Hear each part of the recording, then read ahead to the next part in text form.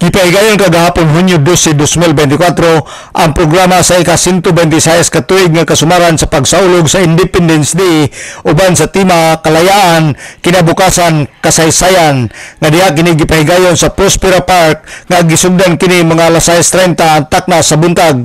Amang kalihukan ang gitabungan kini sa mga city officials ning dakbayan sa Osamis sa pagpangunan ni Mayor Attorney Indy Wuminal Jr., Vice Mayor Bibi Neri o mga sakop sa City Council. Diyausab sila si Board Member Eduardo Tata Sibido o Board Member Salvador Canlas. DILG Osamis City, Philippine Veterans, Liga ng mga Barangay, Knights of Columbus, Indigenous People Representative, Osamis Chamber of Commerce, Filipino-Chinese Chamber of Commerce, Religious Sector, Kuwa Osamis, DepEd, Osamis City Bankers Association, Osamis City Muslim Association Incorporated, Second Provincial Mobile Post Company o mga empleyado sa lokal nga kagamahalan ning dakbayan. Gisugdan ang mga programa pinaagi sa flag raising ceremony nga diha kini gipahigayon sa City Hall ground. Human sa flag raising gisunod gilayon ang programa sa Prospera Park pinaagi sa opening remarks ni Vice Mayor Bibi Neri. Gisaysay nini sa atong pagsaulog sa adlaw sa kagawasan, atong hinumduman ang atong katigulangan nga mibuhis sa mga kaugalingon aron maangkon nato ang atong kagawasan.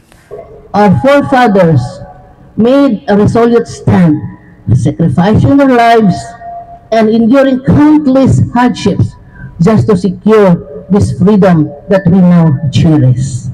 Atong palakpakan ang atong mga katigulangan who brought with all the bravery and unwavering commitment to lay the foundation of our beloved republic, and it is their legacy that we are trying to honor today.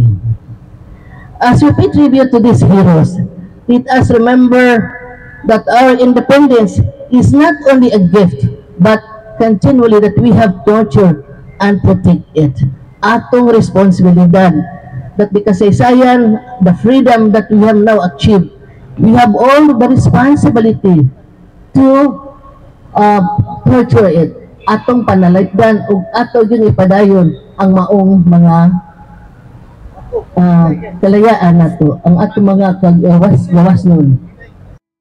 Si Vice Mayor Bibi Neri sa pagpulong ni Mayor Attorney Indy Wuminal Jr. atol sa mga kalihukan, iyang gipaabot ngadto sa katawhan ang kamahinungdanon sa kaugalingan og kinahanglan kini nga ampingan og iyang gihatagan og kamahinungdanon ang mahitungod sa illegal nga droga nga padayon ang paggukod ngadto sa mga tao nga nalambigit nini og gani iya pang gilakbit nga duna pay mga bipat nga nalambigit nini. Og iyang gikasubo nga hangtod karon duna pay namaligya sa illegal nga droga ug duna pa poy mogamit nini.